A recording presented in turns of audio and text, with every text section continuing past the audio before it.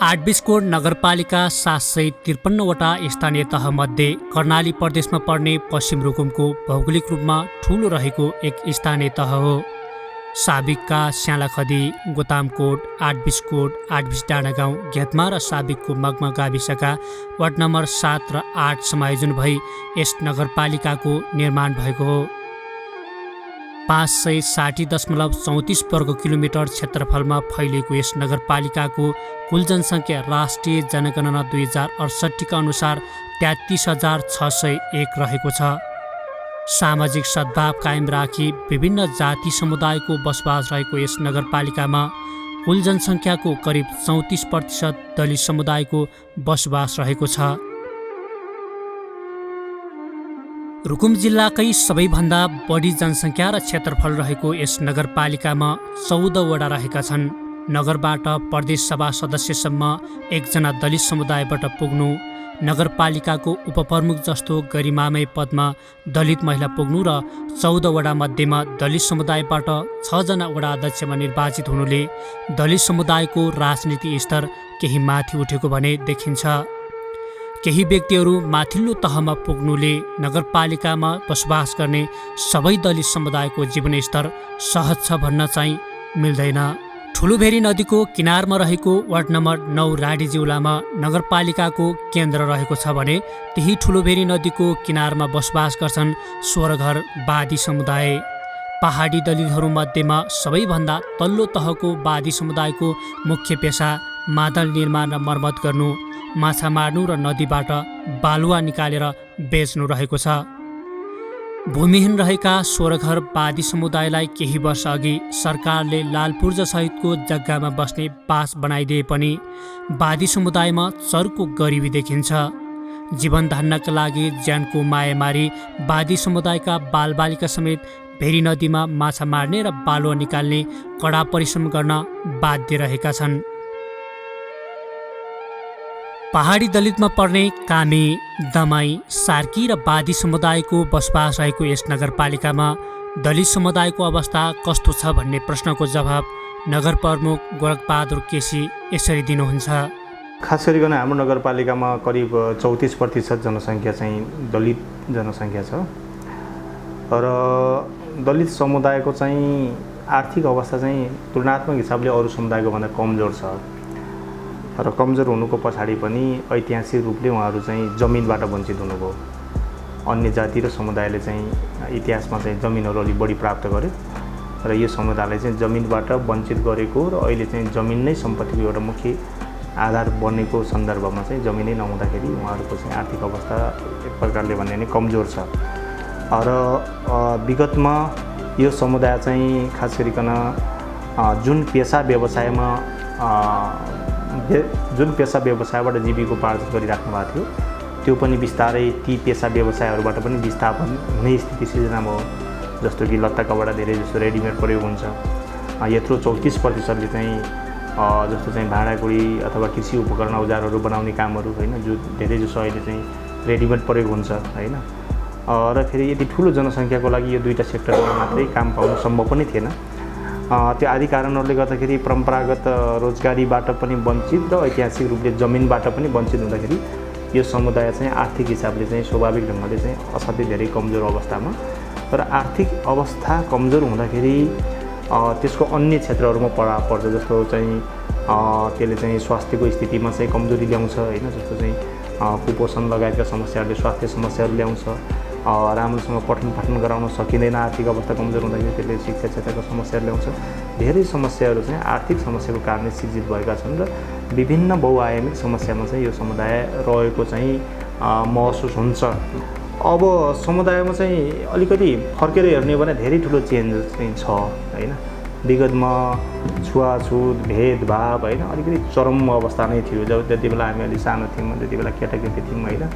अरू जातिहरूले दलित जातिमाथि गर्ने व्यवहारहरू त्यो चाहिँ हर क्षेत्रमा चाहिँ उनीहरूको केटाकेटीहरू स्कुलमा हुँदाखेरि अन्य जातिकाहरूले गर्ने व्यवहारहरू धेरै कुराहरूमा धेरै ठुलो चाहिँ कठिनाइहरू विगतमा थिए र अहिले पनि सोसाइटीमा विभेदको भावनाहरू चाहिँ छँदैछ। हामीले चाहिँ आह्वान पनि गरेका छौँ, हाम्रो नीति कार्यक्रमहरू पनि हामीले त्यो कुराहरू राखेका छौँ। हामी चाहिँ यो नगरपालिकामा हुने सबै राजनीतिक दलका या सबै सार्वजनिक कार्यक्रमहरूमा विभेदको विरुद्धमा भेदभावको विरुद्धमा चाहिँ निश्चित समय छुट्याइकन त्यहाँ चाहिँ वक्ताहरूले बोलेको हुनुपर्छ, चेतना फैलाएको हुनुपर्छ। स्कुलहरूमा होस्, सार्वजनिक कार्यक्रममा होस्, दलहरूका सभाहरूमा होस् अथवा अन्य सार्वजनिक समारोहहरूमा जताततै चाहिँ यो विभेदको विरुद्धमा, यो मानव बिचको बिचमा हुने विभेदको विरुद्धमा चाहिँ कुराकानीहरू गर्नुपर्छ, चेतना फैलाउनुपर्छ र यस्तो खालको व्यवहार चाहिँ कतै महसुस भयो भने कारबाही गर्नुपर्छ, कारबाही हुनुपर्छ आदि कुराहरूमा हामी चाहिँ बहस पैरवी गरिराखेकै छौँ।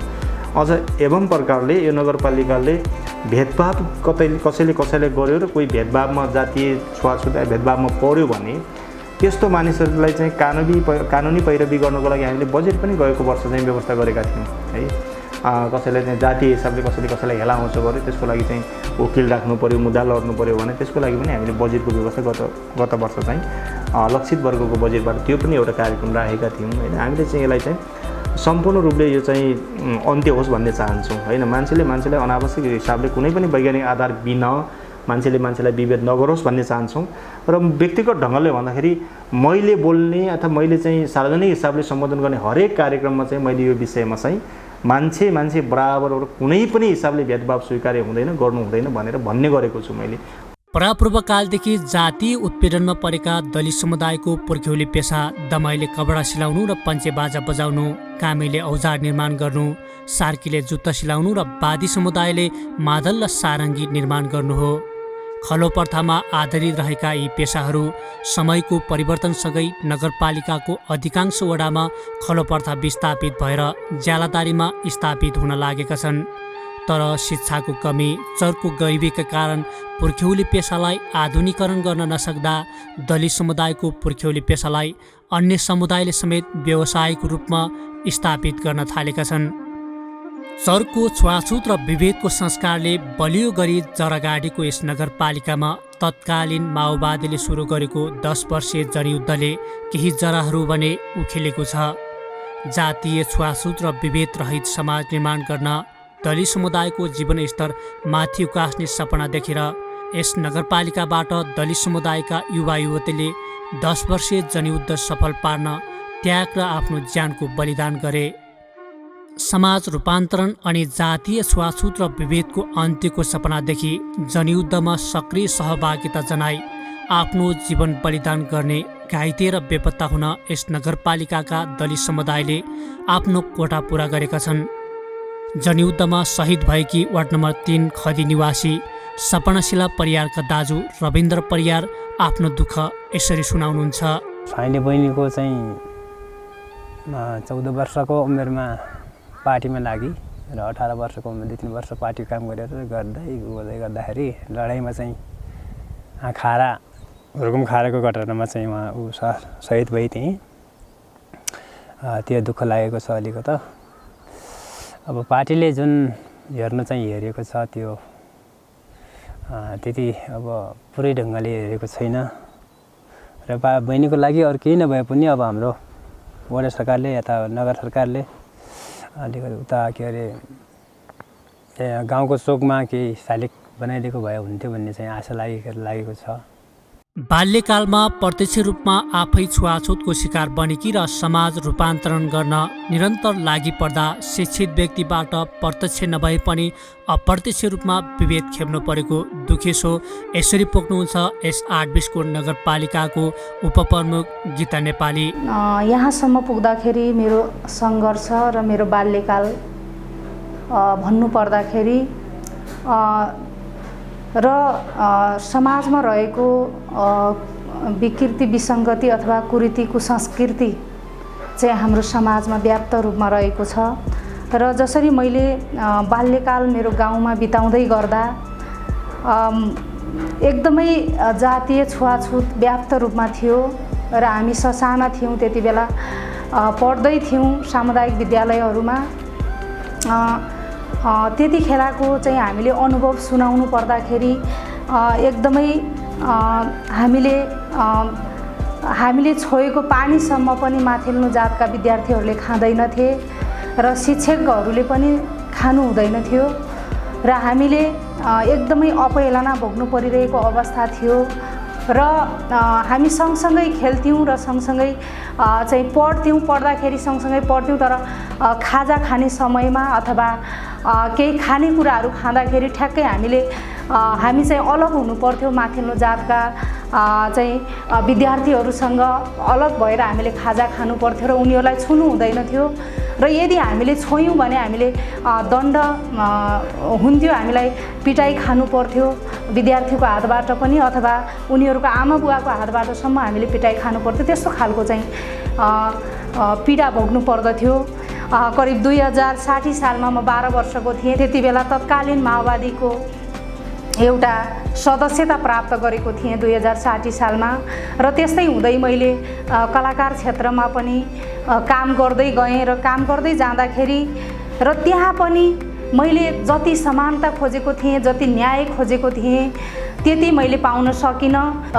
जुन समाजमा हुने विकृति विसङ्गतिको विरुद्धमा म जहिले पनि लडिरहेँ र लड्दै चाहिँ मलाई एउटा सौभाग्य प्राप्त भयो कि म एउटा उपप्रमुखको दावेदारमा आउन पुगेँ। त्यो एउटा सौभाग्य भन्दछु मैले, किन भन्दाखेरि मैले त्यहाँ दाबी पनि गरेको थिएन। म उपप्रमुख हुन्छु भनेर चाहिँ मैले सोचेको पनि थिएन, कल्पना गरेको पनि थिएन।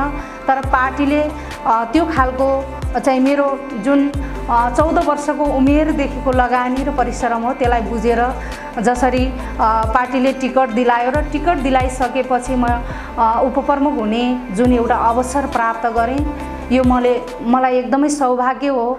2063 साल जेठ 21 गते जातीय छुवाछुत मुक्त राष्ट्र घोषणा गरे यता सार्वजनिक धारा, कुवा तथा भौतिक संरचना प्रयोग र प्रवेशमा विभेद बिस्तारै कम हुँदै गएको छ।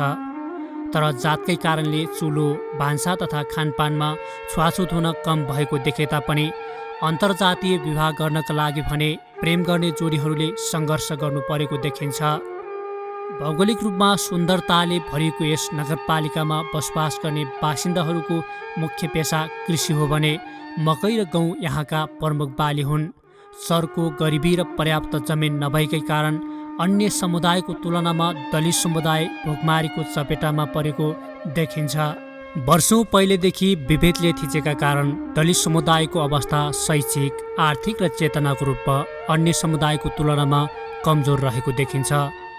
गरिबीका कारण अभिभावकको बालबालिकाप्रतिको व्यवस्था सानै उमेरमा पारिवारिक जिम्मेवारी सम्हाल्नु पर्ने भएकाले दलित समुदायका विद्यार्थीहरू कक्षा उन्नतिसँगै एसईईसम्म पुग्दा एउटा विद्यालयबाट 1-2 जना मात्र रहने गर्छन्। श्री हिमालय माध्यमिक विद्यालय वार्ड नम्बर 3 खदीमा दलित विद्यार्थीको अवस्था कस्तो छ भन्ने प्रश्नको जवाब प्रधान अध्यापक कृष्णराज केसी यसरी दिनुहुन्छ। यो हाम्रो विद्यालय दलितहरूको बस्ती रहेको, अभिभावकहरूको बाहुल्यता रहेको र सेवा क्षेत्र भएको विद्यालय हो। 2077 सालमा यस विद्यालयमा भर्ना भएका कुल 710 जना छात्र छात्रामध्ये 288 जना छात्र छात्राहरू हाम्रो दलित समुदायका छात्र छात्राहरू हुनुहुन्छ।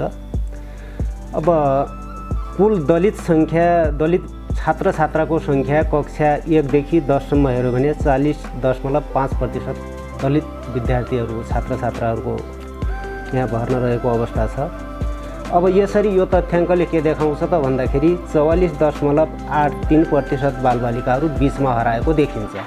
अब मैले अगाडि भने यसका थुप्रै कारण छन्। एउटा अभिभावकहरूमा जनचेतनाको अभाव छ, उच्च जन्मदर छ जसले गर्दाखेरि अलिकति व्यवस्थापन छ, गरिबी छ, बेरोजगारी छ, बालविवाहको कारणले पनि बिचमा बालबालिकाहरूको पढाइ अवरुद्ध भएको छ। अनि अलि ठुलो भएपछि आर्थिक त्यो कमाइ कजाइतिर लाग्ने कारणले गर्दाखेरि बिचमा ड्रप आउटको समस्या यो छ। यसले गर्दाखेरि हाम्रो विद्यालय 2065 सालदेखि यो विद्यालयबाट माध्यमिक तहको एसई परीक्षामा समावेश हुने बालबालिका भएदेखि दलित समुदायका बालबालिकाहरूको उच्च शिक्षामा पहुँच निकै न्यून छ, यस्तो अवस्था छ। अब यसमा के छ त भन्दाखेरि अब विगतभन्दा केही जनचेतनाको अलिकति विकास भएर विद्यालय पढाउनु पर्छ भन्ने किसिमको वातावरण भएर सबै बालबालिकाहरू अहिले विद्यालयमा भर्ना भएका छन्। तर ती नियमित हुँदैनन् र बिचमा ड्रप आउट हुन्छन्। यो समस्या छ यहाँको। यस नगरपालिकामा केही प्रतिशत इसाई धर्मावलम्बीहरूको बसोबास रहे पनि अधिकांश हिन्दू धर्ममा आस्थावान समुदायको बसोबास रहेको छ। भिन्न जातिहरूको बसोबास रहेको यस नगरपालिकामा चाडपर्वमा जात अनुसार आफ्नो कुलको पूजा गर्ने प्रचलन भए तापनि अन्य बेला सबै समुदायले समान रूपमा पूजा गर्ने गर्छन्। गौतमहरूको उद्गम स्थल हो भन्ने मान्यता रहेको यस नगरपालिकामा पर्ने साबिकको गोतामकोटमा जातको नामबाट गाउँको नाम राखिएको छ। जस्तै थापा गाउँ, बिष्ट गाउँ, सार्की गाउँ लगायत अन्य गाउँहरू। केही दलित समुदायको जीवन माथि उठेको देखे तापनि अधिकांश दलित समुदायको शैक्षिक स्तर, आर्थिक स्तर र चेतनाको स्तर यस गोतामकोटमा पनि कमजोर रहेको छ। राज्यले आफ्नो पेसाको लागि नसोचेको बारे गुनासो गर्नुहुन्छ वीरबहादुर परियार। मेरो अब बस्ने बासिन्दा अब वार्ड नम्बर 4 गोतामकोट बिष्ट गाउँ दमाई गाउँ पर्छ। मेरो नाम वीरबहादुर परियार हो। अनि तर हामीले अब अघि देउनी जिजु बाजे समेत हामीले पुर्खेली समेत हामीले अब खल खाने अब सिस्टम बाजारले गरिसकेका रहेछन्। त्यो सिस्टममा हामी अहिलेसम्म अब त्यही सिलाइ गरेकोमा हामी चल्दैछौँ। धेरै खाने लाउने हामीले पुग्दो पनि पुग्नेवाला छैन। अनि एकदम रुरोवादी जति छ, जातिको भेदभाव छ। अनि अब हामीले ओतिर पानी धारामा गएपछि पानी भर्न दिँदैन, घाँस काट्न ठाउँमा गएपछि अब तिमी दलित यता नआऊ भनेर अब घाँसै काट्न दिँदैन। अनि त्यसमा पनि अब सरकारले केही 2-4 कुरा गरिदिनु होला भने हामीले पूर्ण आशा छ। हाम्रो अब रोजगारी भन्ने चिज गाई पाल्नु छैन, भुइँसोगाल पाल्नु छैन। हाम्रो अब सिलाइ कटिङ छ, त्यही सिलाइ कटिङमा पनि अब हाम्रो मसिनै पुग्दैन। हाम्रो बजाउने गाजाबाजा अब कमजोरी छ। सरकारले र नगरले अब हामीलाई हेरिदिनु होला भने हामी अनुरोध गर्छौँ। पसमान नातिर हामी एकदम हात पाउ जोडिरहेका छौँ। हाम्रो गाउँघर पनि एकदम कमजोरी छ। अनि हाम्रो खाने लाउने पनि पुग्दैन। अनि धेरै म अब कुराकानी के गरौँ, सरकारले अब बोलिदिनु र हेरिदिनु होला भने म अनुरोध गर्छु।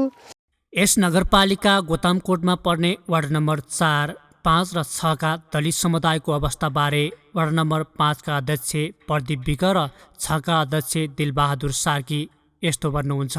उत्पादनको स्वामित्व दलितहरूको जमिनमा अलिकता भूमिहीन जस्तै छन्।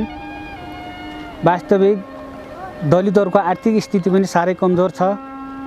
अशिक्षा अज्ञानताको कारणले अब दलितहरूको समस्या जिउन तिउनै छ। कार्यक्रमहरू त हामीले छुवाछुत मुक्त भनेर घोषणा पहिल्यै सङ्घीय व्यवस्थाभन्दा पनि पहिले गरिसकेका थियौँ। तर कागजीमा मात्रै सीमित भयो। तर अझै व्यावहारिक रूपमा यो पूर्ण रूपमा मुक्त भएको छैन। किनकि अझै पनि बुढापाकाहरूको चेतना उही नै छ। एउटा यो जातीय अहङ्कारवादको कारणले गर्दाखेरि यो अझै पनि मुक्त भइसकेका छैन। यो जातीय मुक्ति र छुवाछुत मुक्तको लागि अझै पनि सङ्घर्ष गर्नुपर्ने देखिन्छ। हामीले उहाँहरूलाई विपन्न दलित परिवारहरूलाई घर बनाइदिनेदेखि उहाँहरूलाई चाहिँ सिलाइ कटाइ तालिम दिने, आरण व्यवसायमा हामीले चाहिँ उहाँहरूलाई तालिमको पनि नगरले व्यवस्थापन गर्यो। वडा स्तरबाट छनौट गरेर पठायौँ तापनि अहिले उहाँहरूको चाहिँ सिपकला पनि बिस्तारै हरास हुँदै गइरहेको अवस्था छ।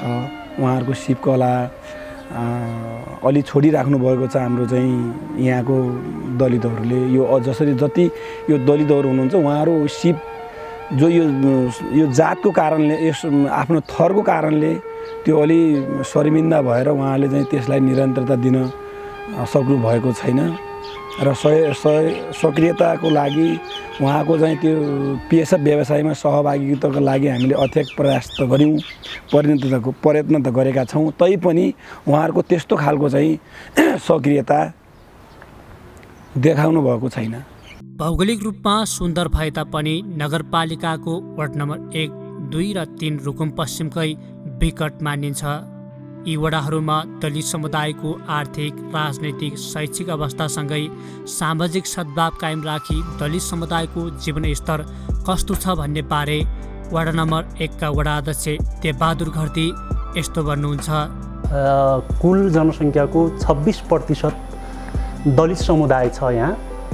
र यहाँको दलित र क्षेत्रीय जातिमा खासै त्यस्तो छुवाछुतको भेदभाव त्यस्तो त्यति देखिन्न।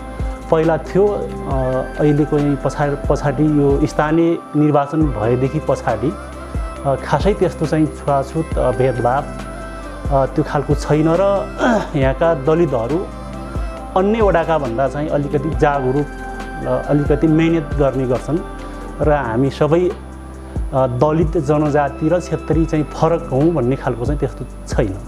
पहिलाको भन्दा चाहिँ अलिकति परिवर्तन आएको छ। किन त भन्दाखेरि दलितहरूले जहाँ पाइयो त्यही चाहिँ पहिला बोल्न पाउँदैनथे, पठन पाठनमा पनि त्यस्तै थियो, घरासी पारिवारिक समस्याहरू चाहिँ धेरै थिए दलितहरूका र हामीले चाहिँ छुवाछुत प्रथा पनि धेरै थियो र हामीले चाहिँ छुवाछुत प्रथा अनि यो भेदभावलाई चाहिँ हटाउनुपर्छ भन्ने खालको चाहिँ एउटा गऱ्यौँ र अहिले चाहिँ पछिल्लो पिरियडमा अरूभन्दा पनि क्षेत्री के अरे मगर जातिहरूका मान्छेहरूभन्दा दलित समुदायमा चाहिँ केही परिवर्तन चाहिँ देखा परेको छ।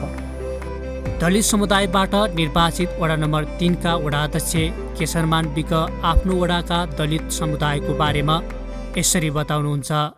आठबिसकोट नगरपालिका वडा नम्बर 3 आर्थिक हिसाबले, शैक्षिक हिसाबले र सामाजिक हिसाबले दलित समुदायको अवस्था अन्य समुदायसँग प्रतिस्पर्धा गर्ने स्थितिको छ।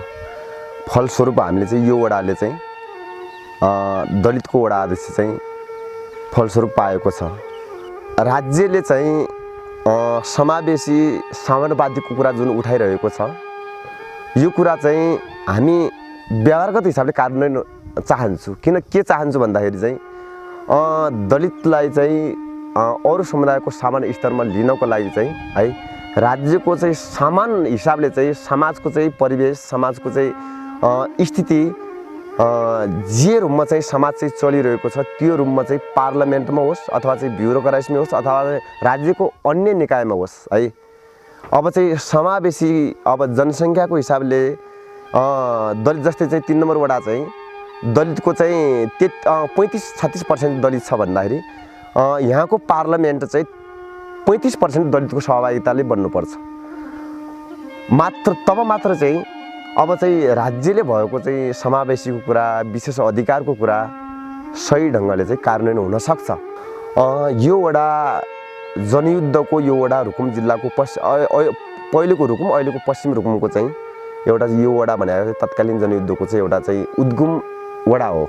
यो वडामा चाहिँ उद्गम वडा पनि हो। यो वडामा चाहिँ जनयुद्धमा चाहिँ दलित समुदायबाट नै 2 जना चाहिँ सपनशिला त्यसपछि तुलुकमारी जस्ता व्यक्तिहरूले चाहिँ यो वडाबाट दलित समुदायका चाहिँ आफ्नो तर्फबाट चाहिँ कोटा पूर्ति गर्नुभएको छ, शहीद हुनुभएको छ उहाँहरूले हैन।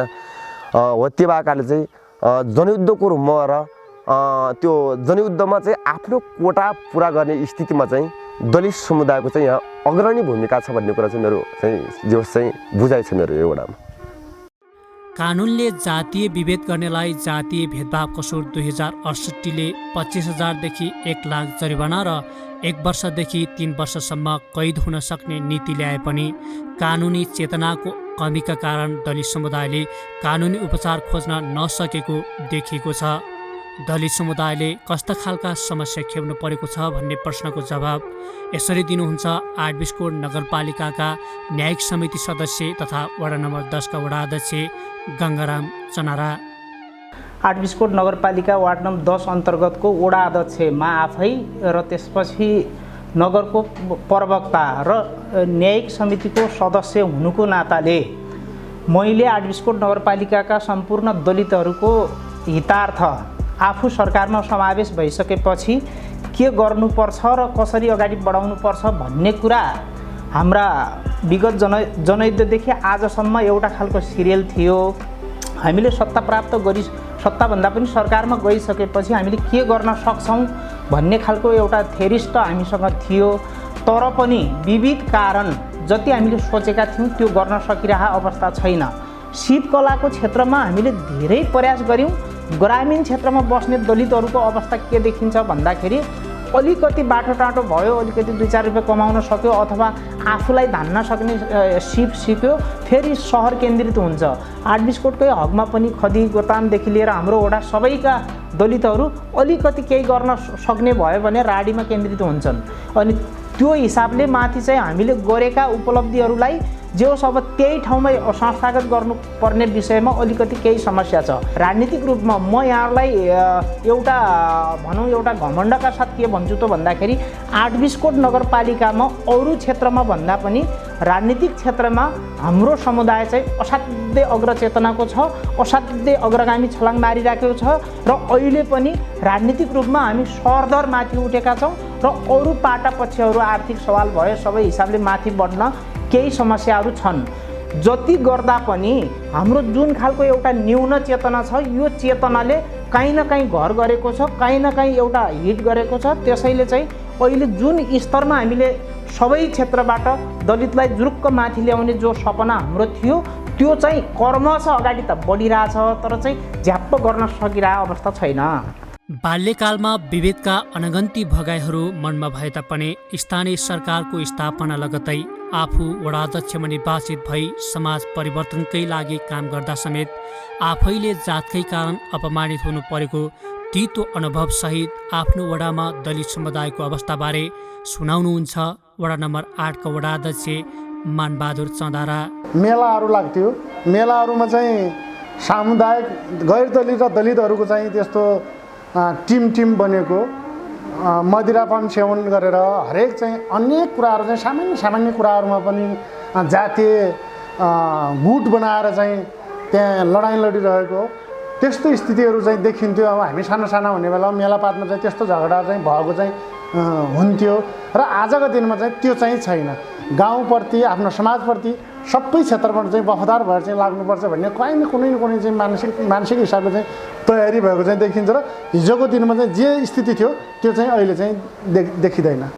त्यसै गरी नगरपालिका वार्ड नम्बर 13 का वडाध्यक्ष विनोद पनले आफ्नो वडामा दलित समुदायको अवस्थाबारे यस्तो भन्नुहुन्छ। हाम्रो आठबिसकोट नगरपालिका वार्ड नम्बर 13 मा स्थानीय सरकार गठन हुनुभन्दा पहिला दलितहरूको अवस्था अर्काको एउटा ज्यालादारी मजदुरी काम गरेर चाहिँ खाने